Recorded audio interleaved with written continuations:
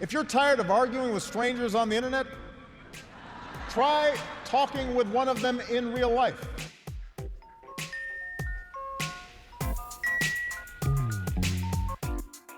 Welcome to Back in America, the podcast.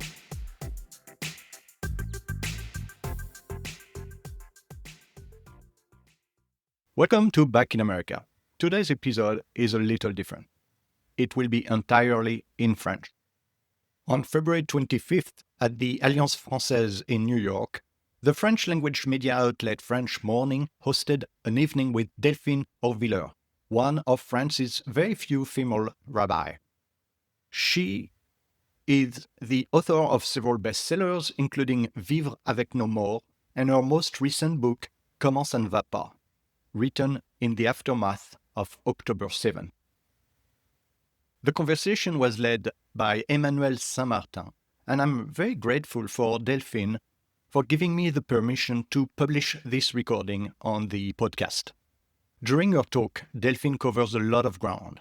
She speaks about what New York meant to her formation as a rabbi, about the art of building bridges in a time when no one seems interested in bridge building, and about the violent backlash she faced after speaking out last May about the situation in Gaza, receiving death threats both from the far left and from the communitarian right.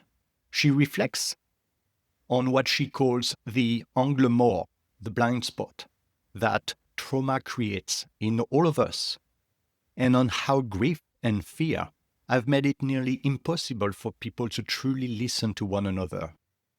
She talks about the erosion of nuance, about social media and the flattening of language, about the Talmudic tradition of disagreement, and about the friendship across religion and cultural lines, including with the Algerian writer Kamel Daboud.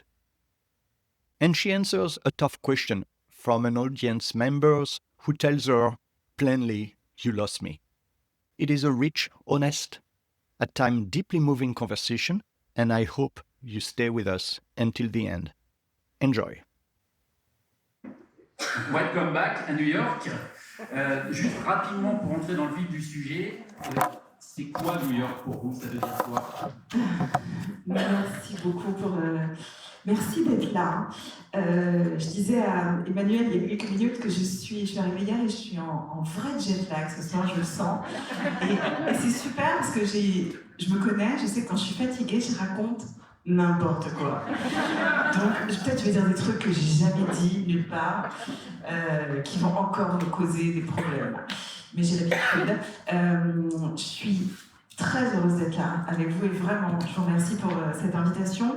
Ça faisait très longtemps que je voulais revenir à New York et j'ai réalisé en arrivant que ça faisait plus de 7 ans que je n'étais pas venue. Je ne sais pas pourquoi, j'ai aucune excuse valable. Il y a eu une pandémie entre-temps, plein de trucs, mais voilà, je n'étais pas venue depuis longtemps. New York a de bien des manières changé ma vie, vraiment. C'est pas un bas mot. Je suis venue ici en 2002, à une époque où je cherchais encore comment j'allais connecter tout plein d'éléments du puzzle de ma vie. J'avais vécu au Proche-Orient longtemps, en France, fait beaucoup d'allers-retours. Je cherchais encore dans l'étude juive où ça pouvait me mener. Et New York a pour moi ouvert des portes inimaginables. Et vraiment, je suis extrêmement redevable à cette ville qui a tout rendu possible. D'ailleurs, hier, j'ai été prise d'une bouffée d'émotions en arrivant à l'aéroport, en montant dans un taxi, en roulant. J'ai eu le sentiment que je sais que 18 ans exactement se seront écoulés depuis le moment où j'ai quitté cette ville pour revenir m'installer en France comme rabbin. Le moment où j'ai reçu une ordination rabbinique, c'était il y a 18 ans.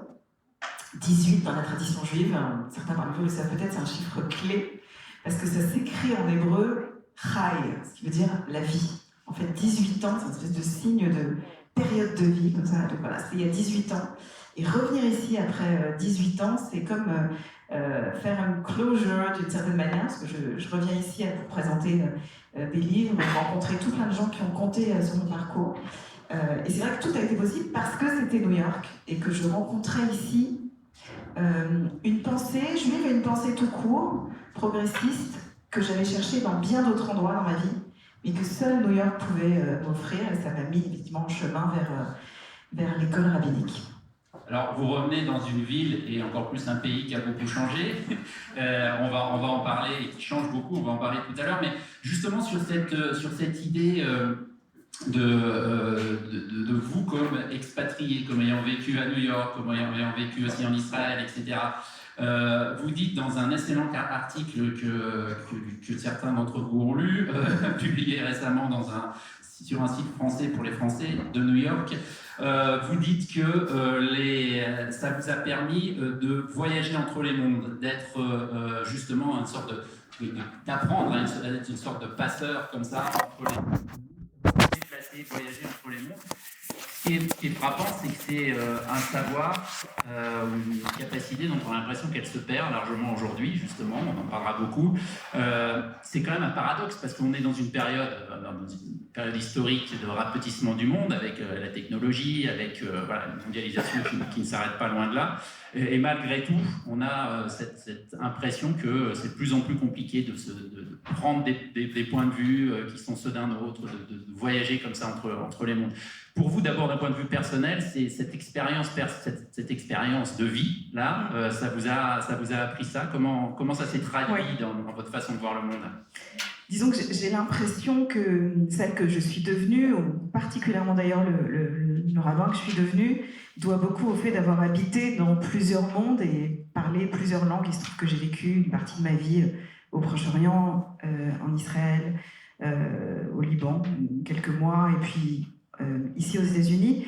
Et je vois aujourd'hui très bien comment le fait d'avoir dû parler différentes langues, faire un voyage constant entre des univers, a beaucoup à voir avec ce à quoi j'ai consacré en fait mon rabbinat, à savoir une tentative de construire des ponts avec d'autres qui ne parlent pas nécessairement la même langue, même la même sensibilité religieuse. J'ai passé un temps considérable ces dernières années à faire du dialogue à la fois interreligieux, quelque chose de difficile à faire, et de plus en plus, et aussi du dialogue intra-religieux qui est parfois encore plus difficile à faire. Parce que c'est difficile de s'entendre avec des gens qui habitent un autre quartier, c'est pas évident de s'entendre avec ses voisins, mais alors s'entendre avec les gens qui habitent dans votre appartement, c'est encore plus compliqué. Et donc j'ai passé beaucoup de temps à essayer de construire des ponts entre des univers.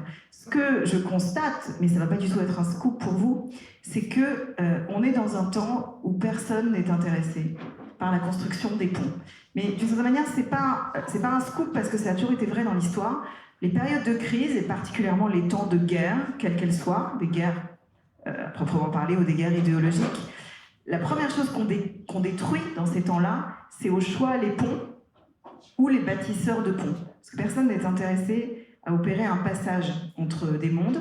On est dans un temps où se consolident les murs et les barrières. Et évidemment, c'est compliqué pour des gens comme moi qui tentent de construire des ponts, parce que on est effectivement dans une constatation évidente que personne n'est vraiment intéressé à ça. Et pourtant, précisément, c'est le moment où il ne faut pas renoncer. Alors, je dirais que c'est particulièrement vrai, et moi, je le vis au sein de la communauté juive, ou de ma communauté, où j'exerce maintenant depuis des années. On est dans un moment où les gens, de façon tout à fait objective, pas juste subjective, ont des raisons de vouloir construire des murs. C'est-à-dire qu'il y a une volonté évidente de protection, une confiance qui n'existe plus ou qui est très fortement entamée en l'autre. Et précisément parce qu'on est dans un moment où beaucoup de gens veulent construire des murs, il faut absolument s'accrocher à la possibilité qu'il y ait des fenêtres. Je ne sais pas s'il y a des architectes dans la salle. Mais on ne peut pas construire une maison que sur des murs. C'est sympa d'ailleurs qu'on se parle dans cette pièce qui représente ça formidablement. Dans cette pièce, il y a des murs et il y a des fenêtres. Et en fait, il y a cet équilibre subtil qu'il est si difficile de trouver aujourd'hui, parce que quand vous essayez de continuer à construire des ponts aujourd'hui, il y a pas mal de gens qui s'acharnent à vous dire que vous êtes au choix niais ou même dangereux, ou que vous ne vivez pas dans le réel. Et donc c'est compliqué de continuer à imposer cette vision aujourd'hui qui pourtant, me semble-t-il, est vitale. Alors, j'avais prévu d'en parler un peu plus tard, mais pour rebondir directement sur ce que... Je ne sais pas pourquoi j'ai switché au vouvoiement tout à l'heure. Je prends un micro, je commence à vous voyer. Ouais, j'ai suivi, je me suis dit, mince, c'est hyper formel ici. Ouais. Donc on va voir comment on s'arrange. Ça va Évidemment, oui, ça va. Par contre, ce livre, c'est justement comment ça va pas, et parlant de nécessité de construire des ponts, de prendre des positions qui sont un peu des positions de ligne de crête, et qui finalement font qu'on est attaqué des deux côtés. Bon, il y a eu ce livre, mais il y a eu ta tribune en mai dernier, je crois, en France, qui a fait pas mal de bruit, comme beaucoup de choses que tu écris, qui était une position, une parole juive, pour dire que ce qui se passait à Gaza n'était pas tolérable, etc. Évidemment, ça t'a valu des accusations des deux côtés. Voilà. Et tout ça pour dire qu'il y a cette... quand tu dis c'est difficile de se parler, les gens ne se parlent plus, etc. Moi, j'ai toujours le sentiment que la question qui vient, c'est est-ce que c'est si vrai que ça, ou est-ce que finalement ceux qui veulent se parler, juste on les entend pas, on n'arrive pas à les entendre. Il y a cette phrase qu'on avait reprise dans l'article qu'on avait dans French Morning, qui est la radicalité, ça gueule fort, que tu m'as dit quand on a fait l'interview. Et du coup, il y a en face de ça une sorte de majorité silencieuse, peut-être, enfin en tout cas, pas dans le sens où c'est habituellement utilisé justement par les radicaux et les populistes de tout genre, mais de gens qui, simplement, soit parce qu'ils ont peur de voter contre leur camp, ne prennent pas la parole, s'auto-censurent, etc. C'est quand même une large part de ce qui se passe. Absolument. Et la construction des murs auxquels on assiste s'accompagne toujours par un renforcement de ce que les gens perçoivent comme la loyauté à leur groupe ou à leur camp. Et quelqu'un qui, tout à coup, interroge ce mur et la solidité de ce mur est tout de suite perçu, enfin, ou très vite traité de traître, en fait. C'est le mot qui revient le plus. Vous êtes tout de suite perçu comme étant dans la trahison à votre groupe. Et effectivement, se développe aujourd'hui, pardon si j'enfonce des portes ouvertes, je suis à fond dans la métaphore de l'architecture, là, vous avez remarqué. Mais se développe effectivement aujourd'hui le sentiment de beaucoup de gens qui sont dans une majorité, mais silencieuse, qui n'osent plus s'exprimer parce que s'expriment tellement fort des radicalités qu'on a du mal à contrer parce qu'on a peur d'être perçu comme étant pas loyal à un groupe. Alors, je vais aller à rebours, je parlerai ensuite du livre, mais peut-être dire un mot effectivement sur ce qui m'est arrivé autour de mai dernier, à un moment où j'ai pris la parole. Alors, je sais pas, je m'attendais pas au moment où j'ai pris la parole sur ce sujet. Vraiment, certains vont trouver que je suis naïve. Je m'attendais pas du tout à ce que ça déclenche un tel ouragan de réponses. Peut-être que quand j'ai écrit ce texte, j'étais en jet lag et donc j'ai pas pris conscience de ce que j'allais déclencher comme ce soir. Mais il se trouve qu'à ce moment-là, je revenais d'Israël où j'avais passé beaucoup de temps avec les familles d'otages qui m'encourageaient très fortement à prendre la parole, me disant il faut que la diaspora parle davantage. Et puis à ce moment-là, il y a eu, bon, je ne vais pas rentrer dans trop de détails politiques, il y a eu des expressions multiples par des ministres du gouvernement israélien qui m'ont été, mais pas qu'à moi, insupportables. Il y a eu des phrases qui ont été prononcées disant voilà, que la famine pouvait être une arme de guerre légitime, qu'il n'y avait pas d'innocents à Gaza, enfin de phrases comme ça. Et je me suis dit que c'était pour moi le moment où il fallait parler par amour d'Israël, de ce pays que je connais bien et dans lequel j'ai vécu très longtemps et qui m'est si cher. Et j'ai écrit un texte que je pensais être, et que je continue à penser, encore une fois dans ma naïveté, très mesurée. J'ai cité un verset de la Bible que tout le monde connaît, mais connaît mal, qui est « Tu aimeras ton prochain comme toi-même ». Voilà, c'est dans la Bible. C'est même le cœur de la Bible. Si vous prenez la Bible et que vous déroulez le texte, imaginons, d'un côté à l'autre de la pièce, et que vous essayez de trouver quel est le point, comment on appelle ça en mathématiques ou en géométrie ou en architecture, le point de médian, voilà, du texte, boum, vous allez tomber sur le verset du milieu, du livre du milieu du Pentateuque, 3e livre, au milieu. C'est « Tu aimeras ton prochain comme toi-même ». Sauf que le verset, il commence autrement. Et ce verset, il dit « Tu sauras adresser des reproches à ton prochain, et alors tu l'aimeras comme toi-même ». C'est-à-dire que l'amour dans la Bible n'est pas inconditionnel. L'amour est conditionné au fait de savoir adresser des critiques aux gens qu'on aime. c'est un conseil pour tout le monde d'ailleurs ici, ça peut être une thérapie de couple, dans toute relation. L'amour, ça passe par le fait de pouvoir adresser des reproches. Et donc, j'ai énoncé ce verset en disant que pour moi, il était important par rapport à d'Israël de parler. Ça a déclenché un truc, une espèce d'ouragan que les Américains appellent de ce mot charmant de shitstorm. Et bizarrement, les Français n'ont pas de mot pour ça, donc j'ai inventé une expression qui est un orage excrémentiel. J'ai vécu un orage excrémentiel dont la particularité était qu'il était à lancer bilatéral, puisque je recevais simultanément des insultes de l'extrême gauche charmante et des insultes de la droite ou de la droite dure communautaire, mais pas juste on a le droit d'être en désaccord, et je sais qu'en cette salle il y a des gens qui sont en désaccord avec ma position, et tant mieux. En fait, il n'y a rien de plus humain, il n'y a rien de plus juif que d'exprimer ce désaccord, et c'est super. Mais là, c'était des menaces de mort, je recevais des photos de moi dans des cercueils, vraiment des trucs complètement sidérants, d'une violence que j'imaginais pas. Et depuis, il m'est arrivé un phénomène qui est lié à la question que tu me posais, qui est un phénomène que j'expérimente chaque jour que Dieu fait. C'est-à-dire que depuis des mois et des mois, il n'y a pas une journée où je n'expérimente pas ce phénomène. Je me promène dans la rue à Paris, ou alors je suis assise à la terrasse d'un café, ce que je fais beaucoup. Quelqu'un arrive et au choix vient me murmurer un truc à l'oreille, ou alors glisse un petit papier qu'il me laisse sur la table, sur lequel il y a toujours écrit la même chose, où on me dit toujours la même chose, qui est « Merci de dire ce qu'on pense, mais qu'on n'ose pas dire ». Et cette phrase me rend malade. En fait, elle me rend folle. Parce que je sais que les gens, en me disant ça, veulent m'apporter un soutien, et je les en remercie. Mais en fait, cette phrase, elle vient raconter qu'on ne peut plus parler. Et je sais très bien pourquoi on ne peut plus parler, c'est ce que tu disais il y a un instant.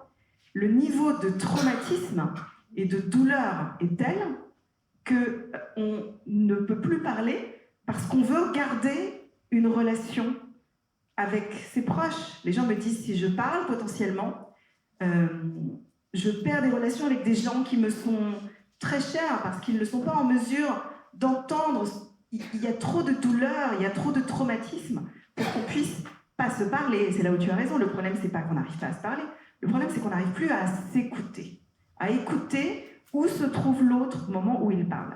À quelques mois après ce shitstorm, quand j'y réfléchis et que je me livre moi-même à une autocritique, parce que c'est mon travail aussi de pas simplement reprocher aux autres un truc qu'ils auraient mal fait ou mal dit ou mal entendu, mais de me demander qu'est-ce que je changerais aujourd'hui dans la façon dont je me suis exprimée il y a quelques mois. En fait, je suis obligée de me livrer à une forme d'autocritique et de reconnaître que j'ai pas perçu au mois de mai dernier, quand je me suis exprimée, que l'endroit où je me trouvais à cet instant n'était pas exactement l'endroit où une partie de ma communauté se trouvait. C'est-à-dire que j'étais moi déjà capable de dire et de voir des choses que eux, dans la douleur, ne pouvaient ni dire, ni voir, ni entendre. Et ça m'a fait beaucoup réfléchir à un concept qui est d'ailleurs le sujet de mon prochain livre. Vous êtes les premiers. D'ailleurs, moi-même. En fait, je m'intéresse beaucoup à un concept qu'on appelle en français l'angle mort. L'angle mort. C'est-à-dire qu'en anglais, ça s'appelle blind spot. Vous savez, quand on conduit, que vous conduisez, vous devez toujours savoir qu'il y a une partie du décor que vous ne pouvez pas voir dans le rétroviseur. Et c'est un point aveugle de votre vision. C'est intéressant qu'en français, on appelle ça un angle mort. Il est mort à votre vision. Mais je pense que la guerre et le traumatisme et les douleurs et tout ce qu'on a vécu ces dernières années ont créé pour chacun d'entre nous, face à toutes ces morts, un sacré angle mort. Il y a quelque chose qu'on ne voit pas, qu'on ne peut pas voir, on n'a pas la capacité à le voir ou en parler. Et comme quand on conduit, j'en parle d'autant mieux que je ne conduis pas, je me tourne vers mon frère qui s'est suffisamment moqué de moi toutes ces années. J'ai le permis, mais pas un PV, vu que je n'ai jamais conduit. Et quand on conduit, pour lutter contre l'angle mort, on a deux solutions.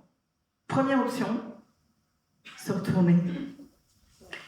Regardez vraiment à l'arrière d'où on vient.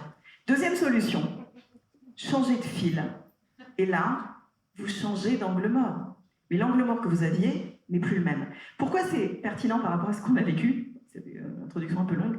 C'est que je crois que le traumatisme dans lequel sont les gens crée chez eux un angle mort qui n'est pas celui de la voiture d'à côté. Et en fait, très souvent, ce qu'on voit comme une évidence, la personne à côté de vous ne l'a pas dans son champ de vision. Et j'ai le sentiment que, en fait, quand je me suis exprimée, et ça m'arrive souvent, je me suis exprimée d'un endroit où une partie des éléments de ce conflit, pour moi, n'était plus dans un angle mort, mais pour une partie des miens, l'était encore. En fait. Et c'est très compliqué de savoir comment on parle à des gens qui, tout à fait légitimement, et où qu'ils se trouvent, sont dans un état de douleur et de traumatisme, pas simplement par rapport à ce qui vient de nous arriver collectivement à tous, mais je crois que ce qui nous est arrivé, et je pense qu'il y a plein de gens dans cette salle qui peuvent en témoigner d'une manière très particulière, ce qui nous est arrivé a réveillé des traumatismes passés. Je ne compte pas le nombre de gens qui viennent me voir dans la synagogue ou dans des conférences ou des gens que je rencontre un peu partout dans le monde et qui, en fait, dans la conversation, font entrer les fantômes des générations passées.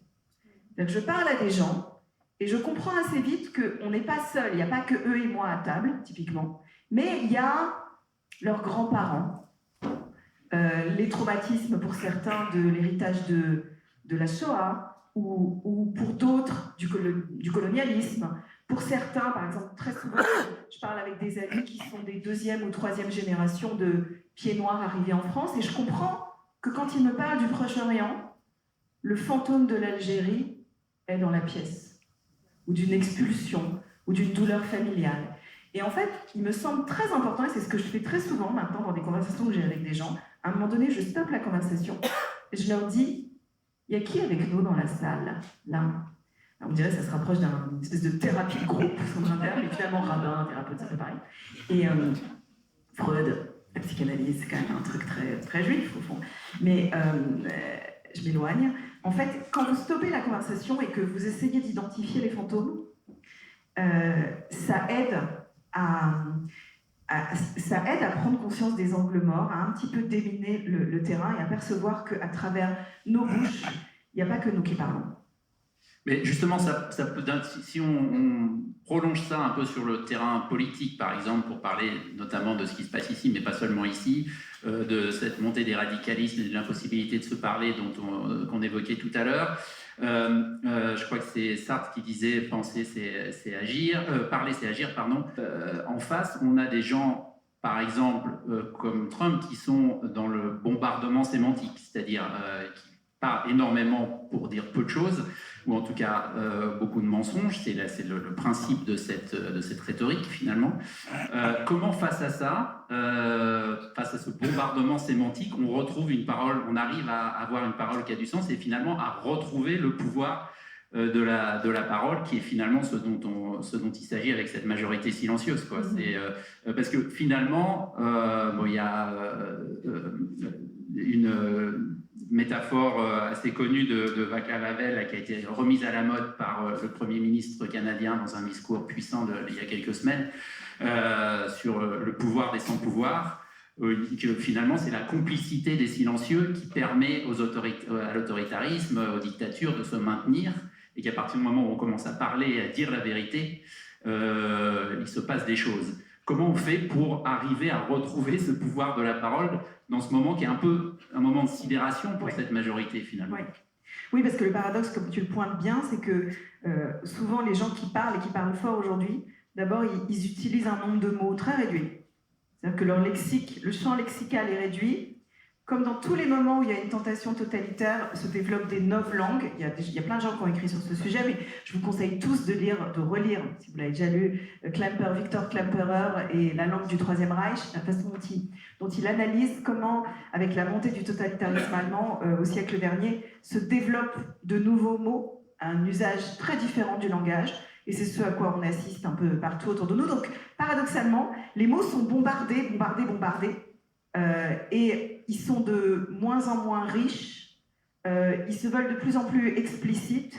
C'est pas un hasard pour moi que ces dernières années aussi, soit montée en puissance sur les réseaux sociaux des modalités expressives en 140 signes ou en 280 signes. C'est intéressant parce qu'on a privilégié sur les réseaux sociaux des messages totalement explicites. C'est-à-dire qu'il faut qu'une idée simple soit balancée en très peu de mots et qu'elle ne donne pas lieu à de l'implicite. Il y a quelques années, je me suis intéressée beaucoup à l'usage des émoticônes dans la façon dont les gens se sont mis à écrire. C'est peut-être un peu moins à la mode maintenant, mais depuis quelques années, vous savez, les gens vous envoient des messages et ils se sentent obligés de rajouter plein d'émoticônes à la phrase qu'ils vous écrivent, comme pour vous rendre l'émotion de leur expression beaucoup plus explicite. Exemple, quelqu'un vous écrit j'ai réussi mon examen. Et là, il vous met 1 pouce, 2 pouces, 3 pouces, 4 pouces. Okay. Après, il vous écrit mon chat est mort. Oh, oh, oh. Et là, vous avez le droit à 5 petits bonhommes qui pleurent. Alors, on peut dire que c'est drôle, c'est amusant, mais c'est pas anecdotique en fait. C'est une façon de faire du langage un hyper explicite. C'est-à-dire qu'on vous dit je te précise que comme mon chat est mort, ça me rend très triste. Je suis content. Enfin, il y a quelque chose qui, en fait, est le contraire de ce que devrait être l'exégèse. Le principe d'ailleurs de mon métier de rabbin, mais pas que, de plein de gens qui pratiquent ce travail d'exégèse, c'est que le propre de l'exégèse et de l'interprétation, c'est qu'on accepte qu'un texte peut être compris d'une manière, mais autrement, et qu'il y a plusieurs façons de le lire, et plusieurs façons de le comprendre, et que rien, absolument rien, n'est complètement explicite. Mais dans la société dans laquelle on vit, et d'ailleurs c'est intéressant qu'au moment où on n'arrive plus à se parler, plein de gens se mettent à parler toute la journée avec des machines, et pour le coup des vraies conversations avec ChatGPT et autres, on a une problématique de rapport au langage, c'est très, très clair, et donc de rapport à la vérité. Ça construit chez beaucoup de gens un malaise dans leur rapport aux mots, et des réactions diverses et variées. Moi, par exemple, ces derniers mois, je vais vous livrer un élément très personnel de ma vie. La seule chose qui me fait du bien, je me rends compte quand je suis vraiment à bout, c'est d'aller nager. Je nage, mais je nage pas n'importe comment. Je suis une des nageuses les plus ridicules de Paris-Centre. Je nage uniquement avec un tuba. Pourquoi ? Alors, très souvent à la piscine, les gens me disent est-ce qu'il y a des poissons ? Tu vois quelque chose ? Mais je nage avec un tuba pour une raison très particulière. Il m'a fallu du temps pour comprendre pourquoi ça me faisait du bien. C'est que le tuba me permet, pendant 1 heure, de ne pas sortir la tête de l'eau. Et donc, pendant 1 heure, je bénéficie d'un silence total. Je n'entends que ma respiration. En fait, c'est comme une pratique méditative. Je ne relève pas la tête pour me retirer d'une certaine manière des bruits du monde. Mais je pense que c'est lié à ce que beaucoup de gens ressentent comme une urgence de repenser notre rapport aux mots, notre rapport au langage. Comment on peut faire, et je n'ai pas de réponse à ça, mais comment on peut faire pour rendre à nouveau, pas juste le langage complexe, mais de réintégrer de la complexité dans toute conversation humaine. C'est-à-dire d'accepter que ça n'existe pas dans un monde humain un langage explicite. Que le propre dans la relation humaine, c'est que même si je suis claire dans la façon dont je te parle maintenant, Emmanuel, je dois partir du principe que tu ne peux pas comprendre ce que je suis en train de te dire.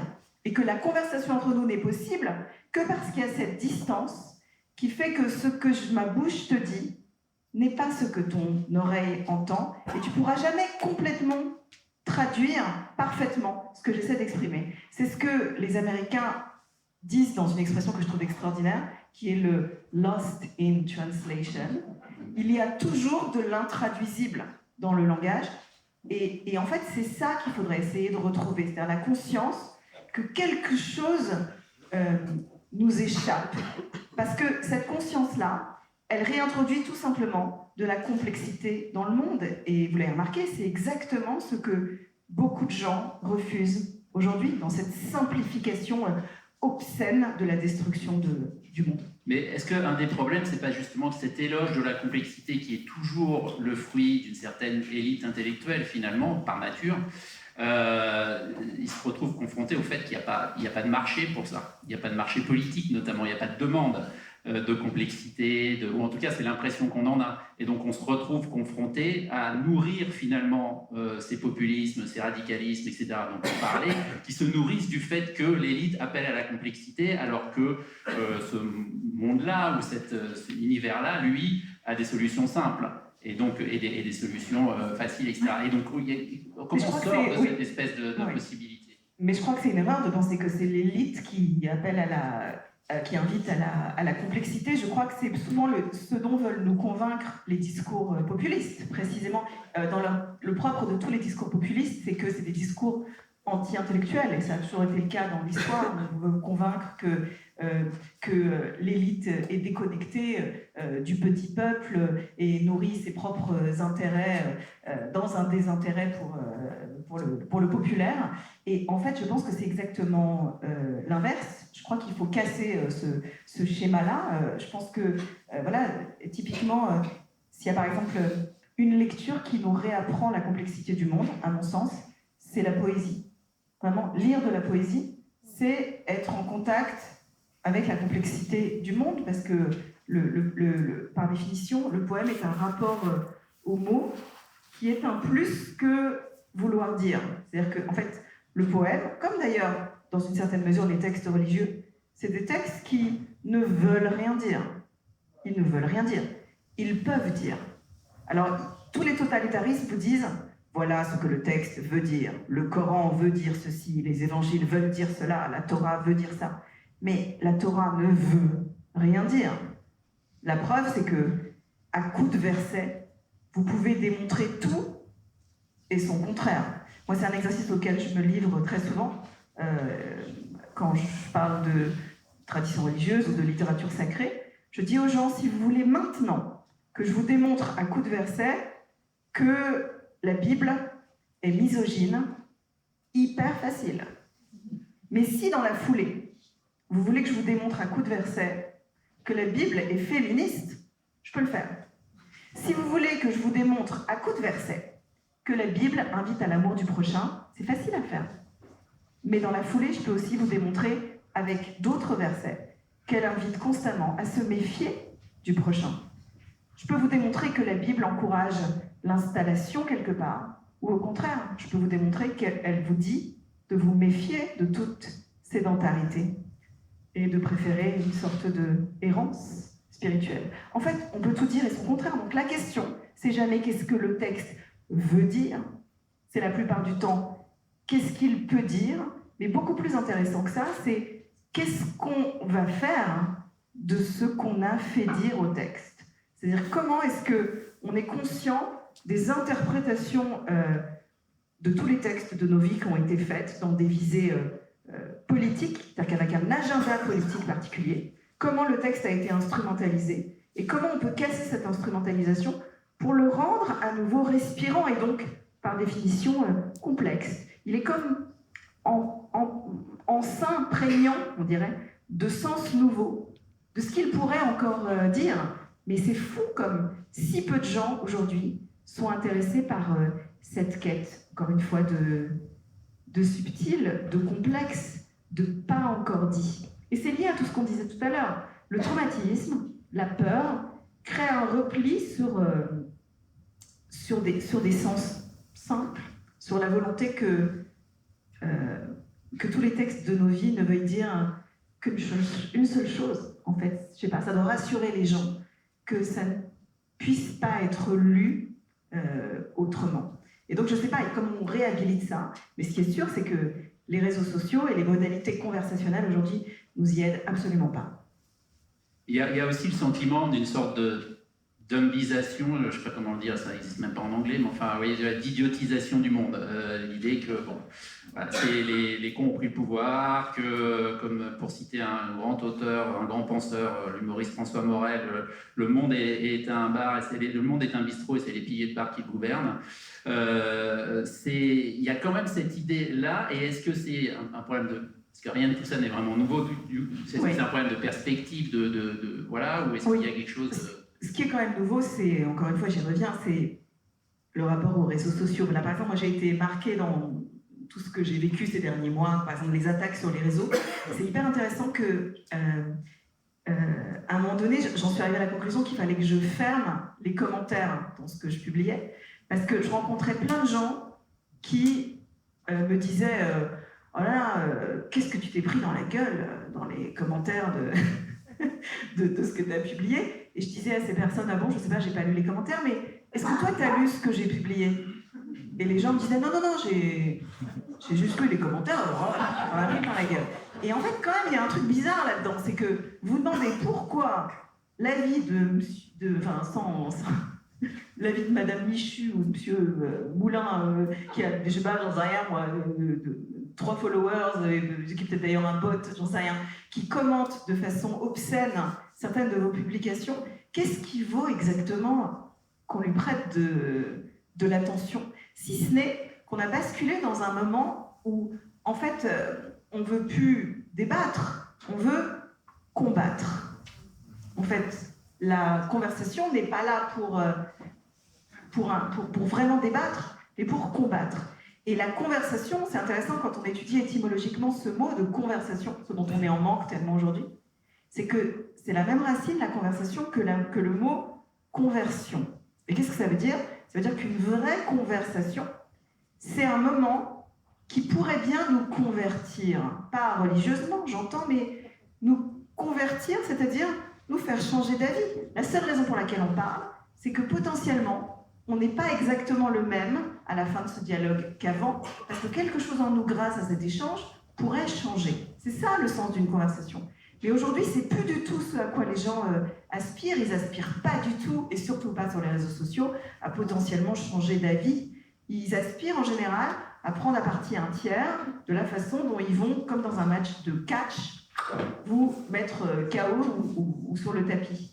Et donc, c'est plus du tout le même enjeu.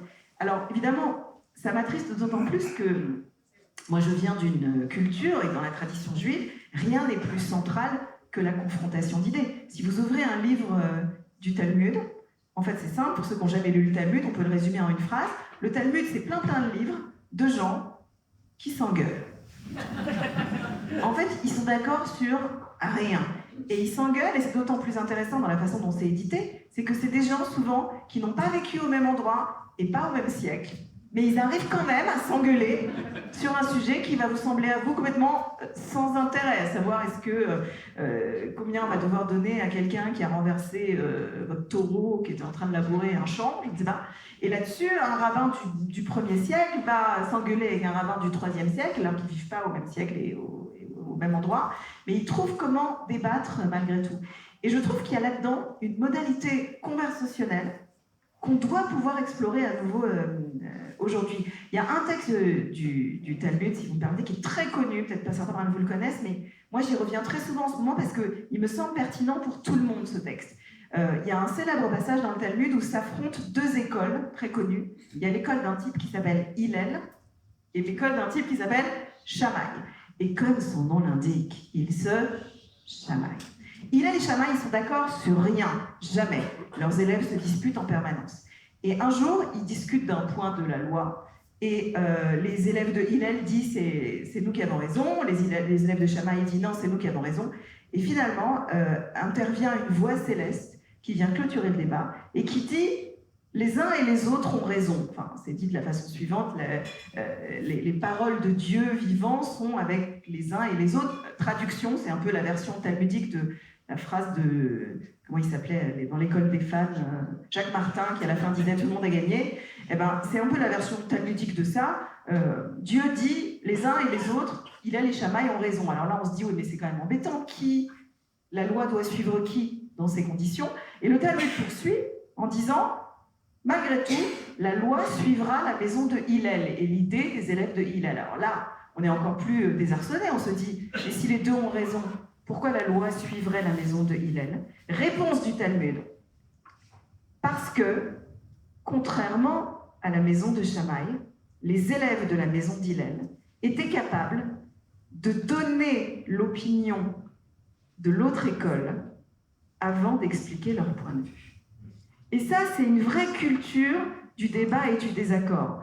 On ne tombera pas d'accord, et vous n'allez pas nécessairement me convaincre. Mais ce à quoi la conversation va servir, c'est que j'aurai suffisamment de respect et d'écoute de votre point de vue, je serai capable, avant d'expliquer le mien, de valider la viabilité du vôtre. C'est-à-dire de dire, voilà, je comprends que mon interlocuteur pense ainsi, lit ainsi, comprend le monde ainsi, et je vais expliquer ensuite avec respect et politesse ce qu'est mon point de vue. Alors je ne sais pas comment on peut réenseigner cet art de la conversation. Je n'irai pas jusqu'à dire qu'il faut enseigner le Talmud dans toutes les écoles. Non, je ne dirais pas ça. Mais il y a quelque chose dans cette philosophie du dialogue qui est terriblement manquant pour nous tous. Mais c'est exactement le moment où on va voir si les gens sont là pour débattre ou combattre. Si on a quelques catcheurs dans la salle, on a les micros. Et si vous voulez lever la main. Et alors, est-ce qu'on a quelqu'un pour passer les micros? Je ne sais pas, c'est une bonne question, je vais le faire.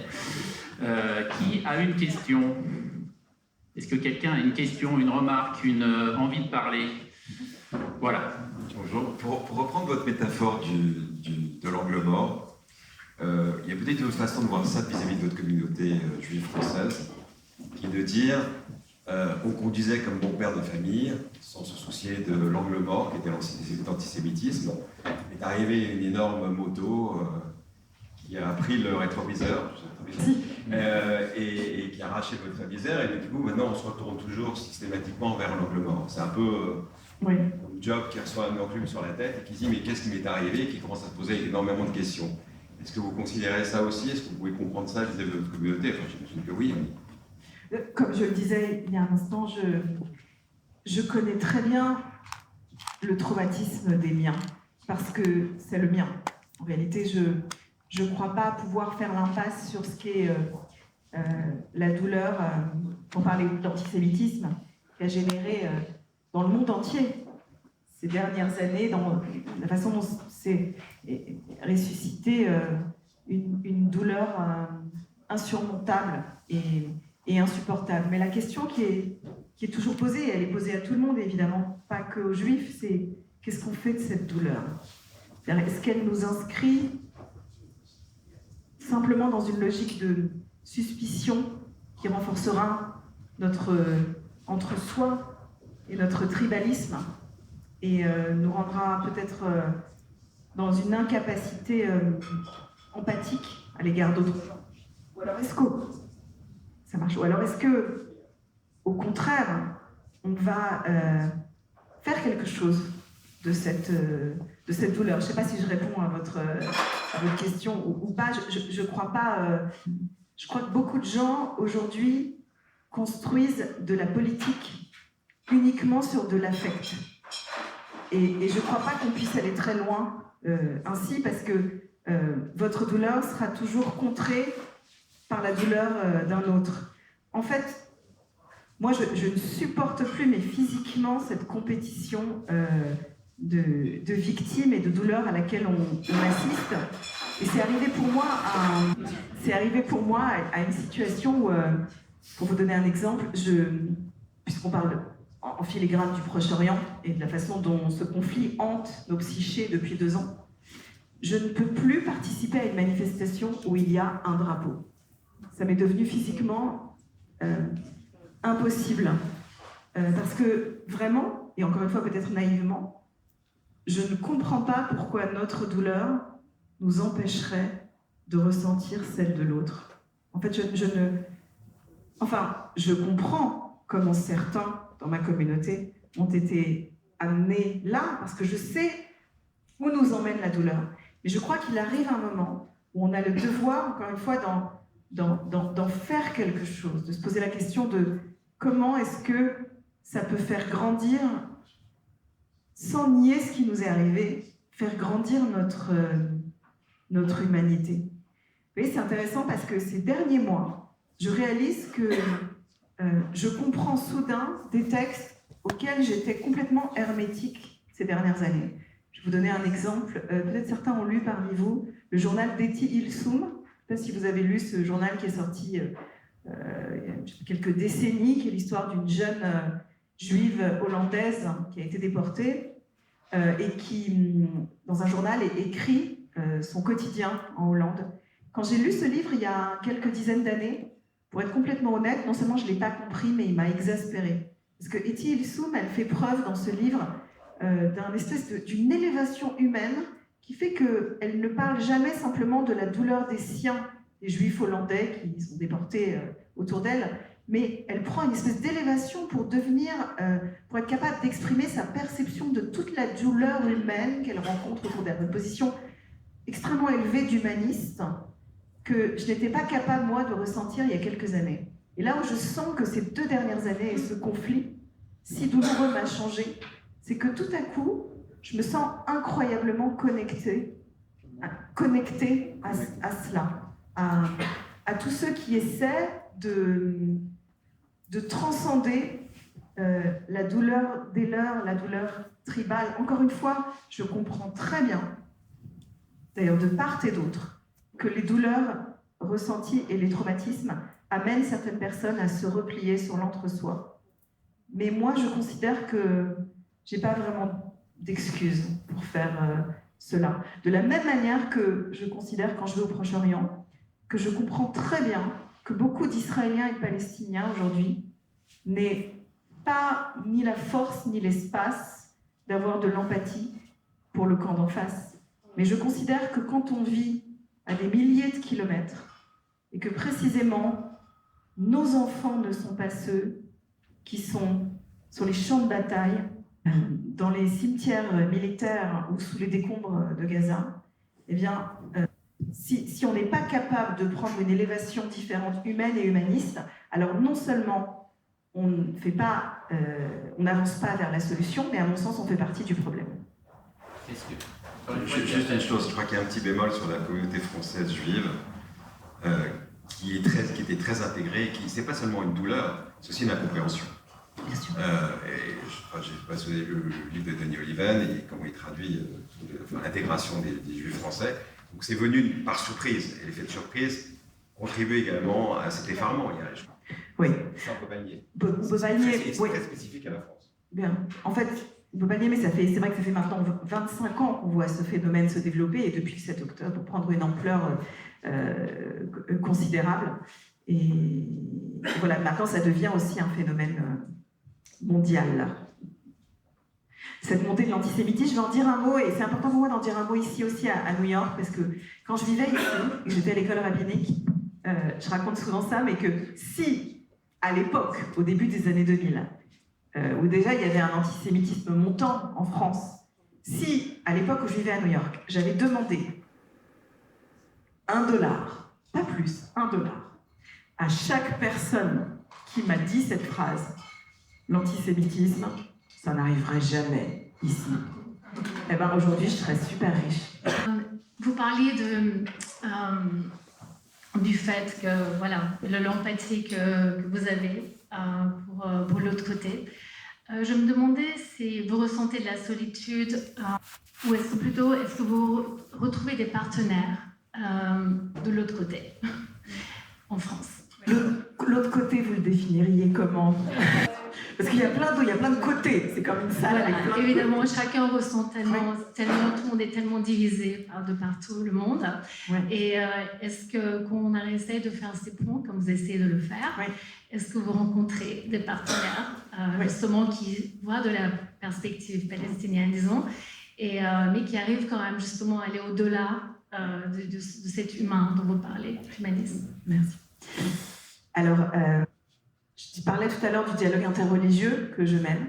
Incontestablement, et ce serait idiot de le nier, il est devenu très compliqué ces dernières années. Le dialogue interreligieux, c'est très compliqué de trouver des interlocuteurs pour cause de radicalisation. Je me rends compte, par exemple, dans ce dialogue judéo-musulman qui me tient tellement à cœur, ces dernières années, ce dialogue est au point mort. En fait, moi, j'ai beaucoup de mal à trouver des interlocuteurs, par exemple, en France, dans les mosquées. J'en trouve pas. Par contre, j'ai beaucoup d'interlocuteurs du côté des intellectuels, arabes et musulmans, des islamologues. J'ai écrit un livre il y a quelques années avec Rachid Benzine sur le dialogue judéo-musulman. Je me rends compte que j'ai renforcé ma conversation d'une façon très particulière avec d'autres intellectuels musulmans qui sont devenus, pour moi, des piliers, alors je ne sais pas si se définirait comme musulmans, de culture arabe, Il y a une amitié qui m'est très chère et dont je parle très souvent, qui est mon amitié avec Kamel Daoud, qui est vraiment quelqu'un, enfin pour ceux qui ne le connaissent pas, c'est un écrivain algérien qui a gagné le Goncourt l'année dernière, qui est quelqu'un qui a été pour moi un soutien extrêmement fort. Et on se voit encore très souvent parce que sur nos parcours se jalonnent de plein de points communs, en fait, notamment une certaine habitude, pour lui comme pour moi, d'avoir été traité de traître par les nôtres. Ça rapproche, c'est incroyable. Mais c'est une conversation que j'ai très souvent avec lui. Il a été pour moi vraiment un pilier après le 7 octobre. Il est une des premières personnes qui m'a appelée. Je pense aussi à beaucoup d'autres, Amis Arabes, Wajdi Mouawad, beaucoup d'autres qui ont été vraiment là. D'ailleurs, j'en parle dans le livre Comment ça va pas, de la façon dont leur amitié m'a soutenue. Voilà.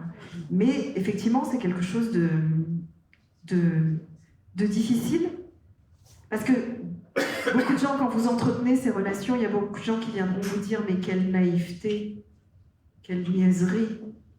Je me vient tout à coup en mémoire un épisode que j'ai vécu il y a quelques mois, au moment de la guerre entre Israël et l'Iran et des bombardements de la guerre entre Israël et l'Iran il y a quelques mois. À l'époque, mon fils était à Tel Aviv. Et donc, j'étais dans une modalité de mère juive extrêmement inquiète. Et je me souviens d'un jour où je marchais dans la rue à Paris et j'écoutais les nouvelles parce que je suivais la radio israélienne, je suivais les bombardements, je me posais la question de où était mon fils, que je géolocalisais frénétiquement, je sais ce qu'ils me disent, et qu'il ne répond plus au téléphone. Et je marchais à Paris, tout près de l'hôtel de ville. Et soudain, je sens face à moi une présence de quelqu'un qui se poste là. Et je me dis, oh là là, qu'est-ce que c'est là ? Je lève la tête et je vois une jeune femme, les yeux pleins de larmes, qui me dit, c'est fou que je vous croise sur cette place parce que je m'apprêtais à m'effondrer et j'interprète ma rencontre avec vous comme un signe. Je me dis, qu'est-ce que c'est que cette histoire ? Et là, je me dis, si ça se trouve, elle aussi, elle a un fils à Tel Aviv. Et je lui dis, vous avez de la famille dans la région ? Et elle me dit, oui, mes parents sont à Tabriz sous les bombes israéliennes. Et à ce moment-là, je lui dis, mon fils est à Tel Aviv. Et il y a eu une seconde où on s'est regardés toutes les deux, et c'était comme dans un film, c'était du Lelouch, on aurait pu tourner tout autour. On est tombés dans les bras l'une de l'autre, et on s'est mis à pleurer pendant 10 minutes, serrés l'une contre l'autre. Et puis, on s'est séparés, et chacune est partie dans une autre direction. Mais c'était presque comme, c'était d'ailleurs au même endroit, c'était comme la scène du... Qui est-ce qui a pris cette photo, le baiser sur l'hôtel de ville ? Douaneau, voilà. C'était comme la photo de Douaneau, sauf que c'était une franco-israélienne et une iranienne, une franco-iranienne, qui se tombaient dans les bras l'une de l'autre. Et voilà, c'est ces petits moments-là qui nous sauvent. Et je sais qu'en racontant ça, il y a des gens qui disent, ouais, bon, mais en fait, on a besoin de ça pour rester debout. Au moment où tellement de gens, encore une fois, veulent nous enfermer dans... Politiquement, ce qui nous arrive est tellement dégueulasse. Il n'y a pas d'autre mot, en fait. On voit à quel point tout est mis en place pour faire grandir nos haines. On a une question là-bas. Allez-y. Oui. Bonjour. Une petite question, c'est très intéressant quand vous avez parlé des commentaires et des personnes qui vont vous dire « Ah non, j'ai uniquement lu les commentaires sans même s'en apercevoir ». Et je me retrouve un petit peu dans cette description, et je retrouve beaucoup d'amis qui me disent « J'ai passé une nuit blanche parce que j'ai regardé les commentaires sur telle vidéo, alors que la vidéo en soi était un message qui leur plaisait, mais c'est les commentaires qui vont nous atteindre. » Et j'ai l'impression qu'en tant que communauté juive, on va regarder les commentaires pour prendre la température, prendre le pouls de la société, et c'est pour ça que ce que pense Myriam dans le 59 et la haine qu'elle peut avoir va nous sembler être symbolique de ce qu'on va ressentir dans le pays. Et on a cet état d'hyper-vigilance qui va faire qu'on veut toujours prendre la température sur les réseaux sociaux et qu'on y attache beaucoup d'importance. Absolument. Oui. Du coup, la question que je me pose aussi, c'est si vous avez trouvé des clés dans notre communauté, en sachant qu'on a aussi ce traumatisme un peu intergénérationnel, comment vivre avec cet état d'hyper-vigilance comment voir tout ça, avoir un peu plus de résilience dans le monde d'aujourd'hui, si vous-même vous avez trouvé quelques clés? Non. Non, mais vous avez raison, ça traduit, souvent je le perçois dans la communauté juive, il y a cette hypervigilance qui raconte en fait l'angoisse intergénérationnelle. C'est-à-dire qu'on veut savoir où en est la société dans son niveau de haine, parce qu'on est conscient que ce niveau de haine vient traduire ce qui pourrait bientôt s'abattre directement et personnellement sur nous. Donc encore une fois, c'est une forme de psyché post-traumatique que l'on est nombreux à connaître. Là où dans les insultes que je recevais était plus surprenant pour moi, c'est que quand ces insultes venaient de personnes juives, je voyais pas beaucoup de gens se lever pour les empêcher d'être énoncés. D'une certaine manière, ça raconte comment on a atteint tous, quelles que soient nos affiliations, nos identités, nos histoires et nos traumatismes, un niveau de tolérance à la violence c'est sidérant, en fait. Qu'est-ce qui fait qu'on ne va pas se lever Par exemple, j'étais très surprise de voir que des gens, même proches, où il y avait des attaques que je pouvais recevoir, comme beaucoup de gens sur les réseaux, des attaques très violentes, et les gens qui étaient en principe des gens de mon camp, on va dire, modérés, au lieu de se lever contre cette violence dont j'étais victime, tout ce qu'ils trouvaient à me dire pour certains, c'était « Ah, dans ton texte, j'aurais pas dit ça exactement comme ça, t'as dit peut-être, j'aurais mis éventuellement. » C'est-à-dire qu'en fait, il y a encore une fois une parole modérée, empêchée, en fait, mais qui raconte non seulement la montée des radicalités, mais aussi la façon dont tout le monde parle en ce moment de ce concept de fenêtre d'Overton. La fenêtre d'Overton, c'est quelles sont les paroles audibles ou dissibles dans une société. Donc c'est une fenêtre qui peut s'élargir ou se rétrécir selon les temps. Très clairement, les leaders politiques d'aujourd'hui, dont Donald Trump, ont créé un élargissement gigantesque de la fenêtre d'Overton. Au sein de beaucoup de communautés, dont la communauté juive, j'ai le sentiment que cette fenêtre d'Overton s'est décalée très fortement vers la droite, on va dire.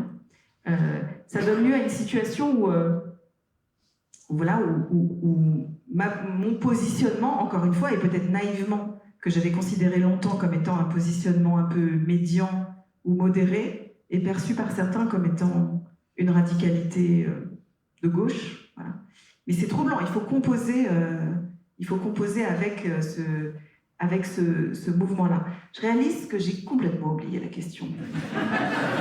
Alors, comme un bon rabbin, je réponds par une autre question, mais je ne sais plus exactement quelle était votre question. Est-ce que j'y ai peut-être répondu, d'ailleurs, je ne sais pas. Non, pas du tout. Oui, non, c'était les clés pour vivre avec cette hypervigilance de tournée. Oui.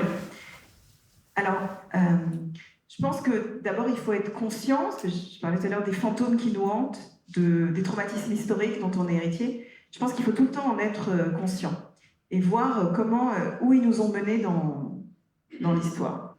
Je vais peut-être ouvrir une petite parenthèse là-dessus. J'ai beaucoup réfléchi ces derniers temps dans un contexte de menaces sur la communauté juive, qui a été presque une constante dans l'histoire, de phase de montée d'antisémitisme. Comment est-ce que les Juifs ont développé des stratégies de survie et de protection? En fait, dans l'histoire juive, il y a eu plusieurs stratégies qui ont été développées en des temps différents, en des lieux différents. Une première stratégie, et d'ailleurs c'est de saison d'en parler, parce que dans quelques jours, c'est la fête juive de Purim, qui est la fête où on lit l'histoire de la Megillah, l'histoire de la reine Esther. Dans le livre d'Esther, qu'on va lire dans quelques jours dans les synagogues, nous est racontée une modalité de stratégie juive face à la menace. Et cette stratégie, c'est la stratégie qu'on appelle en bon français la stratégie du juif de cour. C'est-à-dire que Esther, dans le livre d'Esther, pour ceux qui connaissent ce récit, elle entre dans le palais royal, elle devient la préférée du roi, et en fait, elle s'approche de la sphère de pouvoir dans un but stratégique très simple, qui est protéger les siens. Et cette méthode stratégique, quoi qu'on en pense, elle a fonctionné dans l'histoire. Il y a eu plein de moments historiques où les Juifs ont été contraints et forcés de manière d'être proches des puissants ou du pouvoir, parce que c'était la seule chose qui allait les sauver dans une société. Il y a une autre stratégie qui a été utilisée post-traumatique par les Juifs, c'est ce qu'on pourrait appeler, pardon, je vais donner un cours de Bible, maintenant vous n'étiez peut-être pas venus pour ça, mais c'est ce qu'on pourrait appeler la stratégie de Jérémie, parce que dans la Bible, Jérémie, le prophète Jérémie, il vit en exil, et il dit aux habitants de l'exil, aux habitants juifs autour de lui qui sont en exil, il leur dit, vous devriez construire la ville où vous vous trouvez et y développer sa richesse, parce que plus les minorités autour de vous, plus le progrès sera important dans la société où vous habitez, plus les minorités seront protégées, plus vous, les Juifs, vous serez protégés parce que le statut des autres minorités rejaillira sur vous. C'est ce qui a été le modèle, de toute manière, du judaïsme américain. Le judaïsme américain a beaucoup investi dans ce qu'on appelle ici, d'un hébreu chargé d'accent, le tikkun olam, c'est-à-dire la volonté de réparer le monde, de s'investir dans les valeurs progressistes d'une société comme une stratégie de survie extrêmement forte. Et on voit aujourd'hui que toutes ces stratégies juives dans l'histoire, elles continuent d'être pertinentes, mais partiellement en échec. Et en fait, se pose à beaucoup d'entre nous la question de quelle est aujourd'hui notre stratégie de survie. En fait, c'est lié à la question, un peu directement, que vous me posiez. S'il y a tellement de gens qui, par traumatisme, sont omnubilés par la question des commentaires, de qu'est-ce qu'on dit d'eux, à quelle sauce ils vont être mangés, où en est le niveau de haine. En fait, tout ça raconte les fantômes et les résidus de nos stratégies psychologiques de survie. Comment faire pour survivre? On a le temps pour une dernière question. Ici, est-ce qu'il y a un micro? Voilà, juste là. Derrière. Rebonsoir Delphine. Bonsoir. On s'est rencontrés au début de cette conversation pour vous dire que jusqu'au 7 octobre, j'étais un grand fan de vous et vous m'avez perdu. C'est gentil d'être là ce soir quand même. Bien sûr, vous l'avez mentionné, c'est en participant à des audiences un petit peu où on entend des messages différents qu'on progresse. Déjà, vous avez mentionné un point qui est très important, c'est qu'on est à un moment où il faut faire attention à la nuance et à la subtilité. Et il y a le moment où vous m'avez perdu, c'est quand vous avez commencé dans vos prises de, enfin dans vos commentaires ou vos prises de position, à parfois parler de juifs, de Tsahal, de Netanyahou. Et si vous reprenez vos écrits ou vos commentaires depuis cette époque, vous pourrez comprendre que vous avez perdu un certain nombre de fans comme je l'ai été. Mais c'est en tant qu'autorité morale que j'aimerais vous poser la question suivante, que j'ai écrit pour ne pas être trop long. Pensez-vous qu'un État en guerre contre une organisation terroriste a une responsabilité morale supérieure à celle de son adversaire? Si oui, jusqu'où? Et sinon, pourquoi l'exiger, surtout d'Israël? Merci. Nous avons quelques heures de... Je suis profondément sioniste, profondément attachée à Israël. J'ai une double nationalité et ce pays et ce projet sioniste me tient particulièrement à cœur. Israël se définit comme un espoir, un refuge et comme un centre, peut-être à tort, mais un centre de l'identité juive vivante aujourd'hui. Alors oui, j'ai une attente morale, éthique et religieuse particulière à l'égard de ce pays. Peut-être parfois j'en attends plus que d'autres pays et je ne supporterai pas que quelqu'un d'autre ait cette exigence morale vis-à-vis d'Israël qu'il n'aurait pas vis-à-vis du pays où il réside. Je ne supporte pas quand les gens donnent des leçons aux Juifs qui devraient par définition, à l'image de leur histoire vécue, se comporter différemment, plus moralement, mais qui n'ont pas cette exigence à l'égard de leur propre pays ou leur propre tradition religieuse. Mais je considère que oui, moi, juive, sioniste et rabbin et exégète de la tradition juive, j'ai un problème avec la façon dont le gouvernement israélien, aujourd'hui, kidnappe, d'une certaine manière, la tradition juive pour trahir ce que sont, à mon sens, les fondements même de son État et de la possibilité de sa survie. Aujourd'hui, au moment où on se parle, ce matin même, quand j'ai ouvert les nouvelles, j'ai découvert que cette nuit, à la Knesset, au Parlement israélien, avait été votée en première lecture une loi qui interdit aux femmes, comme moi, de prier au mur des lamentations, avec un châle de prière, dans une section où hommes et femmes pourraient prier ensemble, et que si cette loi passe en 2e ou 3e lecture, le fait de prier comme je le fais, et comme le font des millions de gens dans le monde, est passible de 7 ans de prison. J'ai un problème avec ça, pas dans l'absolu, mais par amour d'Israël. J'ai un problème avec oui, d'une certaine manière, ce kidnapping de valeurs qui constitue, à mon sens, une trahison. Et encore une fois, c'est parce que j'ai ce profond amour de ce pays, de son histoire, de la mienne, de notre héritage, parce que je crois que la politique d'Israël se doit de prendre en compte ce qu'ont été 2000 ans de diaspora et de ce que cette diaspora nous a appris tout simplement en termes de conscience d'altérité. Que c'est vrai, oui, j'attends d'Israël d'avoir un rapport à l'autre un peu différent. Alors certes, certains me diront, c'est facile pour toi, t'es pas à la tête de l'État, tu fais pas de la politique, tu n'es que rabbin. Mais précisément, je pense que Israël, plus que jamais, a besoin que des voix morales juives, où qu'elles se trouvent, se lèvent. Le sens du timing est parfait parce que c'était la fin de cet entretien.